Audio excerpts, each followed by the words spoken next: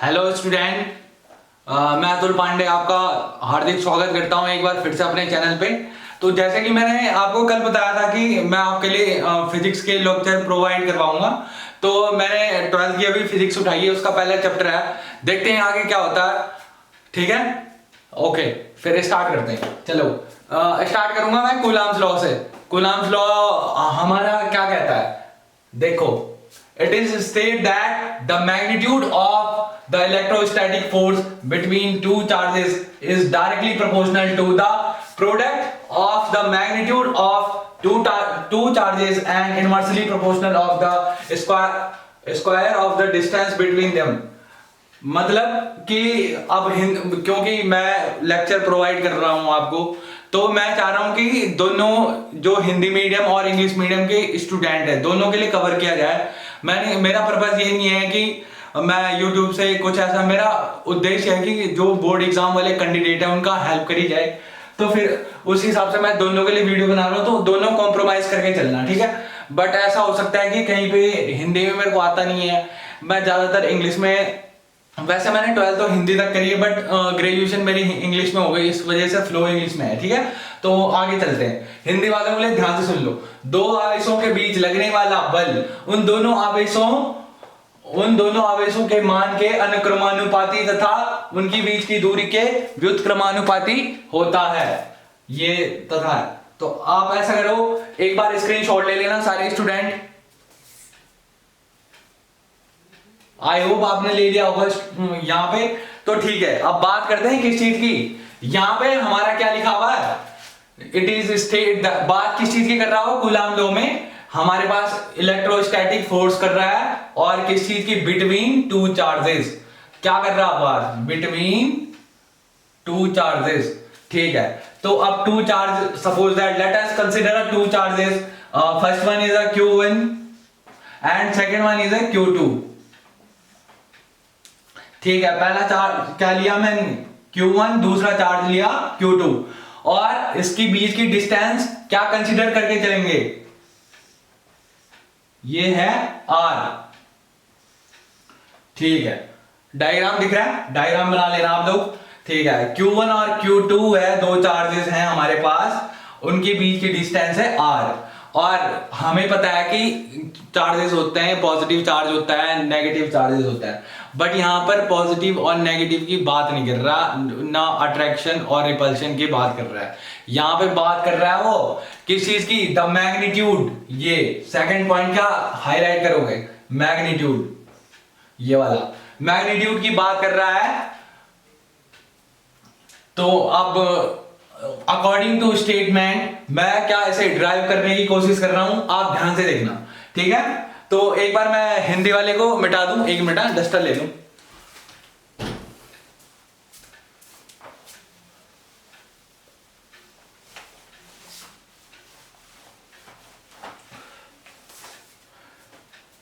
क्या था, ये हमारा था Q1 और ये क्या था Q2, इनके बीच की डिस्टेंस थी ये R।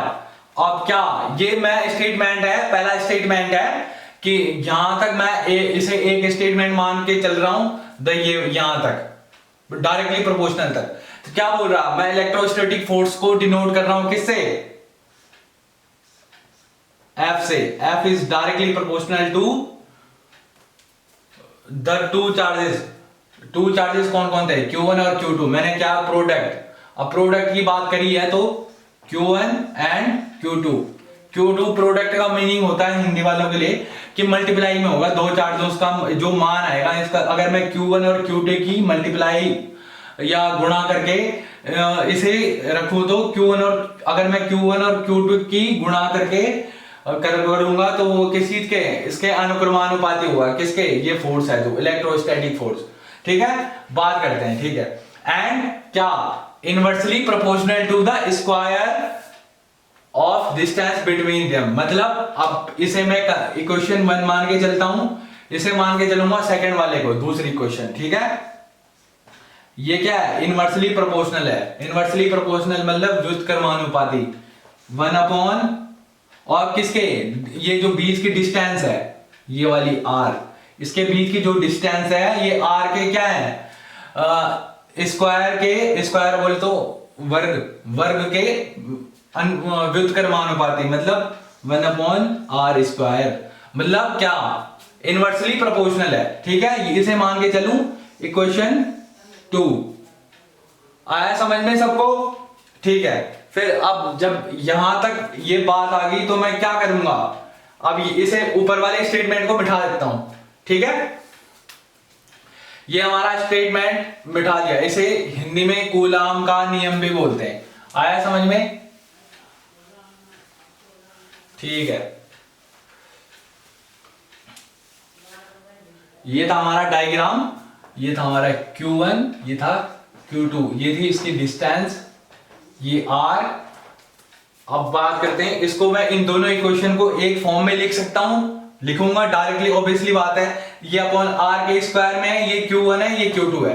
तो क्या करूंगा इसे, F is directly proportional is the product of Q1 and Q2, ये दो चार्जेस हो गए, एंड R²। इसे मैं ऐसा लिख सकता हूं, तो ये मैंने लिख दिया, ये हो गई हमारी क्या, इक्वेशन 3।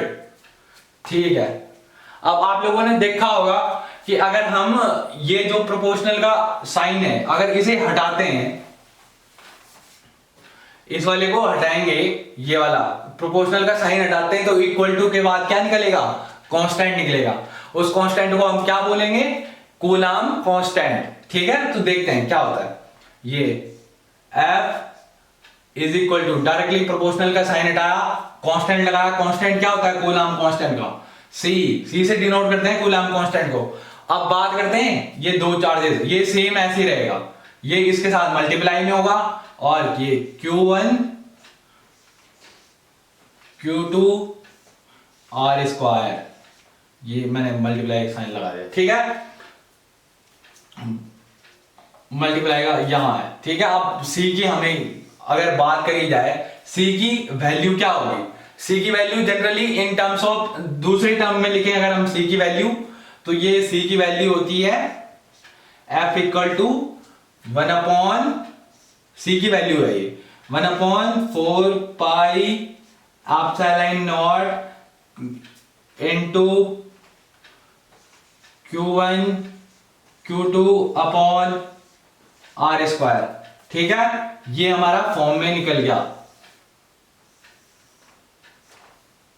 F के फॉर्म में, ये हमारी हो गई इक्वेशन 4 मान हो गई ये हमारे। और अब ये निकल गई Q1 Q2 अपॉन R²। अब यूनिट की बात करते हैं, फोर्स की यूनिट होती है न्यूटन, ये इसकी यूनिट क्या होगी, न्यूटन। आया समझ में बात? अब सी की, अब आपने एप्सिलॉन नॉट, दो चीज है न्यूमेरिकल, कभी कभी, क्योंकि मैं बताता हूँ, उत्तराखंड बोर्ड में मैं अभी पढ़ा रहा था कुछ स्टूडेंट को, तो मैंने अभी उन्हें फिजिक्स पढ़ाई है, तो जो अभी एग्जाम हुआ था 2019 वाला, लेटेस्ट वाला ही एग्जाम है, जो उसमें जो एग्जाम हुआ था 70 मार्क्स का जो क्वेश्चन पेपर आता है, तो उसमें से 60 नंबर के क्वेश्चन पेपर मैंने जो अपने स्टूडेंटों को हाईलाइट करवाए थे कि इसके चांसेस है आने के। लास्ट टाइम में जब आपकी ये प्लेलिस्ट खत्म हो जाएगी, तो मैं आपको एक दिन या लाइव आके या आपको ऐसी वीडियो डाल के आपको बता दूंगा कि कौन कौन से टॉपिक इंपॉर्टेंट है एग्जाम पॉइंट ऑफ व्यू से, तो मैं आपको बता दूंगा कौन कौन से इंपॉर्टेंट है। वैसे आप स्टार्टिंग से अगर लेके चलोगे तो आपको बहुत हेल्प मिलेगी। ठीक है, आगे देखते हैं। एप्सिलॉन नॉट आपको 11th में पढ़ा हुआ, इसकी वैल्यू होती है, न्यूमेरिकल वैल्यू होती है। एप्सिलॉन नॉट की वैल्यू मैं यहां लिख देता हूं। ठीक है, वैसे दिख रहा होगा शायद, एक मिनट है, चेक कर लूं,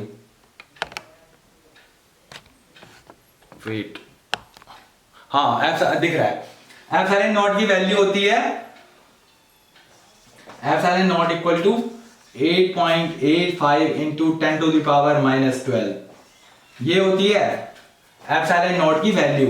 इस पे न्यूमेरिकल आता है हमेशा, और मैंने अपने स्टूडेंटों को टेस्ट वगैरह में न्यूमेरिकल के क्वेश्चन दिए थे इसके लिए, क्योंकि ये बहुत इंपॉर्टेंट है हमारे बोर्ड एग्जाम से के लिए आता है। क्यों, कभी 1 नंबर का न्यूमेरिकल जो लास्ट मतलब 10 नंबर के जो 10 नंबर के क्वेश्चन होते हैं स्टार्टिंग वाले, उनमें 1 नंबर का न्यूमेरिकल दे देता है। तो अगर आप लोगों को एप्सिलॉन नॉट की वैल्यू पता नहीं होगी तो आप पुट कैसे करोगे, वो लिखी नहीं होती एप्सिलॉन नॉट की वैल्यू पेपर में, किसी भी एग्जाम में देखना आप चेक करना प्रीवियस एग्जाम के पेपर उठा के, उसमें एप्सिलॉन नॉट की वैल्यू नहीं होती है, ठीक है। फिर बात करते हैं क्या, ये जनरली हम अगर हम कहीं पर डायरेक्ट सी की वैल्यू भी होती है। सी की वैल्यू मैं दिखाता हूं आपको, यहां होती है, ये होती है 8.987 इंटू 10⁹ ये सी की वैल्यू है, ठीक है। आप लोग इसे नोट डाउन करो, कर लिया आप लोगों ने, नोट डाउन कर दिया, ठीक है, नोट डाउन कर लिया हुआ। आई होप आपको ये यहां तक ये हमारा क्या होगा, कूलम्ब्स लॉ एंड हो गया।